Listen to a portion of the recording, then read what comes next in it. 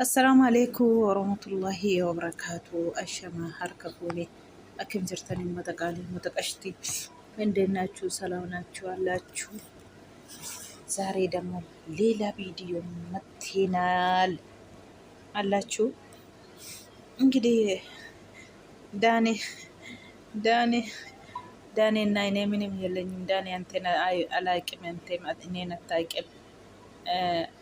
አንተና ሩታ የሆነ ነገር ጠንስሳችሁ እኔና አብርሽን ማስጣላት ፈልጋላችሁ እንጂ እኔና አንተ ጋ ምንም የለም። እኔ አንተን አላቅም ብላለች። ሀርሜላ ደግሞ እንዳትጠጋ ብላለች። ሰላም በይ ስትላት ራሱ ሰላም አላለችም፣ እምቢ ብላለች። እሺ እጄን አለ አልነካም እጄም ማለች። አረ ሀርሜላ ታይ ተይ፣ አብርሽን እኮ አብርሽ ስላየው ይሄ ቪዲዮ እኔ ደግሞ አልልም፣ ሰላም አልፈልግም አንተን ብላለች። ዳኔ ደግሞ ዳኔን እኮ namni araaramu barbaadu dhaqee jidduu gala. Araaraaf jidduu gala malee nama wallashisuuf jidduu galu yeroo hunda kana jechuudha. Bakka hundattuu viidiyoo hunda keessatti yoo argitan ayidaani isin lama taatanii ruuttaajii walii galtanii anaaf abrishin addaan baasuuf malee atis nan beektu sin beeku sobdee garuu fakkeessitee anaaf abrishii walitti naquufidha kan isheen jettee jechuudha. Inni immoo maaliif akka haasoftaa kaameraa fi lafiitii taanaan akka haasoftamoo duroo naguma haasoftaa wakaan moo ati kaameraa fi lafiitii gizee abattumaaf akkas taataa jechaa jiran.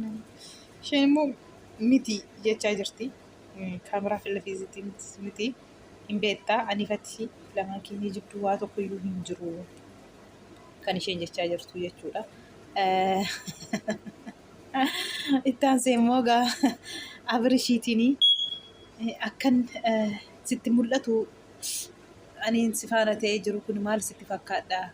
Gizee hunda si bukkeen jira, gizee hunda si faana hin jira. Maaliif sitti mul'atu? Aaree jira, maaliif achi bultee jettee jirti egaa. Harmeella haadha manaa isaatii, haadha mucaa isaatii jechuudha yoo beektate. Garuu leexaan waan tokko qabne lafa jiru maaliif dubartoonni tokkoffaa nama fireendii qabu barbaadu, tokkoffaa immoo nama abbaa warraa qabu barbaadu jechuudha.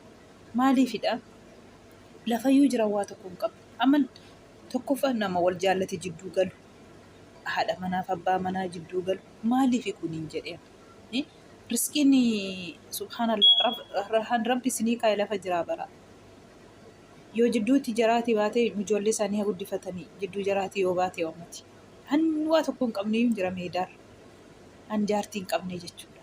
Maaliif garuu yeroo hunda kana maaltu dhufaa jiran jedhe Itoophiyaa kana keessatti dhugaa rabbi gizee tokko ilaalan. Kanaafiyyuu maaltu si aarsee gaammatti kana aaruun kee maaliif barbaachise? Maaltu si aarsee kana nan qabiinii silayyuu sila abrishimoo maal jedhaa? Sila naguma wajjiniin haasofte naguma wajjiniin dubbatti miti amma maaliif xayyaramte jennaan sila daaniin nun gammadiin jedheenidha. Daaniin nun gammadiin jedheeni jette. Daaniin viidiyoo ati haasoftu kanan argu booda. Daaniin viidiyoo ati haasofteen ilaalaa bari maal jechuudha. Ay miskiina walla. Ayya. Akkam garaa nama nyaatta dara. Daaniin nun gammadiin jedheen. Daaniin nu argee. Maali jechuun kanas daaniin viidiyoo haasaa jirta bari daaniin yoo si bira baabatee sateettu dhaggeeffachuu dhiisellee viidiyoo ilaalee dhaggeeffataa jechuudha. Viidiyoon hin jira jechuudha. Na taasoftaa miskiina walla. Ayya akkana boo kunuu dhugaa rabbii otoo bakka ruuttaa ilmoo irraa qabdite a'uuzu billaa akkuma ruuttaa dhugaa rabbii daqiiqaan geessistu jechuudha. Amma kana meedaa kanatti akka kana taatee maaf haxxee bultee ani sittiin dhaga'amu inni si faana ta'ee jiru. Bakka waan baay'ee haasoftee jechuudha amma isheen haasaa achirratti jechuudha. Abrish immoo ilaala akka inni fuula gubee aaree jiru. Innillee jaalalaan qabameera. Maaliif ruuttaatiin araara didaa jiru ruuttaan akkas kadhattee harmeerraa jaalalaan qabamee jira amma baay'eetti.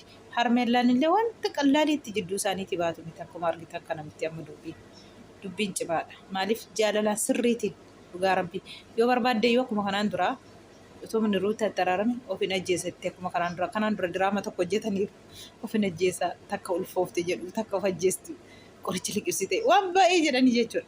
Ammallee gaamma faashiniin Itoophiyaa keessatti baatee dubartiitu dhiira daffaru duran dhiiratu dubartii daffara jedhamee haasawaa Itoophiyaa keessatti amma faashinii nama bahe Itoophiyaa keessatti yaa jamaa dubartiitu iyyuu dhiira daffaruu jalqabee jedhan rabbi najaan waa habaasu malee maqaa nu balleessanii dhugaa rabbi maqaa nu balleessanii dhugaa rabbiiti. Giddiitiin waan kun taane qoricha liqimsee of ajjeesaa yoo giddiitiin nafaan hin taane jechuun faashinii isaa bahee jechuudha. Kana sodaatee miskiina karoora hin qabne kaawoo wajjiniin jiraachuu hin qabne of ajjeesti taa'ee faana irra ta'a jireenya akkamiiti gaafa hin jiraatamu. Zalaaqiin ta'u karaa irratti hafu akka kanarraa immoo fagaattanii firii taatanii harrabsinii laatiin hoo jiraattanii maal ta'a? Lixxifii dhiistanii anuma keessan qophee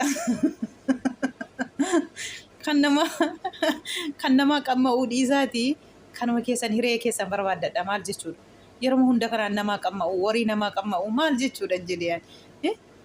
Kan namaa dhiisaatii hiree keessan barbaada dhugaa rabbi.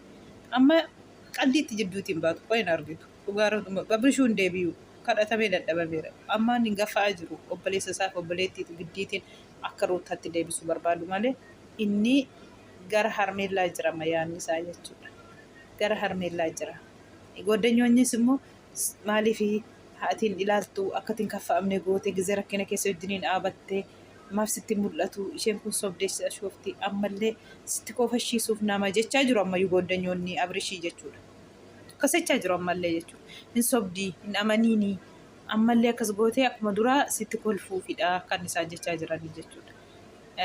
Kanaafiyyuu obboleettii abrishiin illee innati gaffaatu amma qoyii hin argita. Isheen akkuma kanaan duraa gochuufi ammas malee dhugaatiin araaramtee waliin jiraachuu miti jedhanii isheetiinis akkasanii isheetti himaniiru jechuudha. Isheen illee ani akkas ta'uu hin barbaadu. Akkas taataanan anatu miidhama isarraa jettee jirti jechuudha. Buzeen mataan ishee buzeetiin. Buzeen amma walitti araarsuuf jara lamaan cinqamti garuu immoo sodaattee akka kanaan duraa gootii taa jechaa jirti jechuudha kaleessa. Viidiyoo tokko waraabdee tokko irratti isheen dubbatte. Kanaaf gaaruuttaanii waan akka hirribaa qoricha hirribaa laattee natti fakkaata. Achi bulee babrish jettee u'u jechee iyyaa jirti gaa harmeellaan. Nan qabiin qabaa nagadhiisaa jetteetti gaa abrishiitiin natti siqiin maaliif achi bultee maaliifidha hankoo kun sitti mul'atu inni si faana ta'e sitti dhagaamu jetti hirri jechaa jirti. Baakarrayyuu jechaa jirti akkam akkam dubbiin daaneen immoo ay daanee itti muddi dhugaa rabbi itti muddi bakka godhatteetti daaneen ikkoo nama walirraa fageessu toon ta'e namni walitti taa'iyyaatu woo barbaade dhaqee jidduu hangaluu jechuudha. Idduma fe'etu viidiyoo isaa hundarrattu ilaalame. Kanaaf amma inni an dhufee fi daanee jidduu galuu amma harmeellaa fi abrish jidduu galuun abrish gara daanee gara ruutaatti akka deebi'uufidha jechuudha. Kan gochaa jiru immoo daaneedha. Akka abrish harmeellaa dhiisee gara ruutaatti deebi'uuf naa bilbiltii footoo maalii olii naasaa jirra jedhee akka eeggadda kan inni naasaa jiru jechuudha argitanii.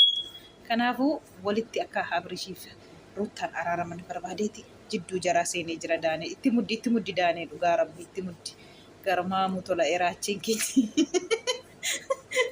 itti muddi daanee ay daanee shaabiskiina walla harmeellaan akka kanaan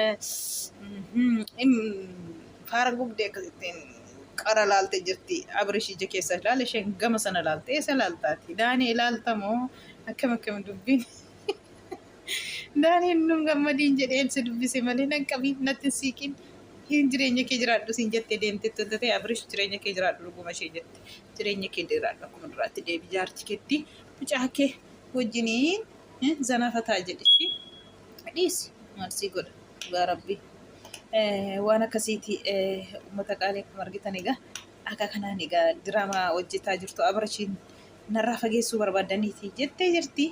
Na dhiisi narraa deemii jettee jirti daaneetiin immoo siin beeku nan beektu garuu waa xeessistaniiftanii jidduu keenya galtaniif nuti addaan baanuuf barbaadu.